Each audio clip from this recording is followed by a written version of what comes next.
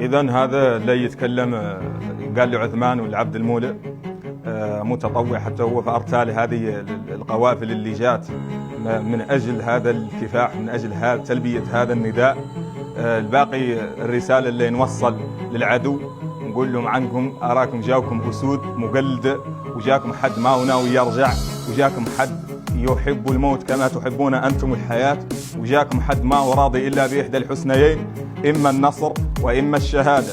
وقايلين اللي إلهم عنا يلمتنا نحن عن راي خالقة أرتال جاية في الخلف، وخالقة فيالق لا تحك سيوف، لا تمضي في سيوف وينحك نحاسها بها الطعايم بها علنها ما فات دخلت في هذه التدريبات. باقيين اللي نوجهوا لهم عن التدريبات أراهي قائمة على قدم وساق، ورانا تلقينا كم هائل من التدريبات النوعية والكمية اللي خلاتنا مستعدين لوجستيا ومعنويا ونفسيا وبدنيا، ورانا جايينكم، ورانا قدامكم يا هذوك اللي ورانا جايينكم يا ذوك اللي قدامنا، وانتظرونا ولن نعود إن شاء الله إلا بإحدى الحسنيين، إما نجيبوا النصر وإما نجيبوا الشهادة، يا إما نجي جايبين معنا الوطن والله نرجع والله ما نرجعوا قاع، تعودوا في راسكم. ويا ذوك اللي حانونا لا تحانوا، كون الوطن جاكم الوطن جيناكم معاه، ما جاكم الوطن رانا ما لنا راجعين لكم.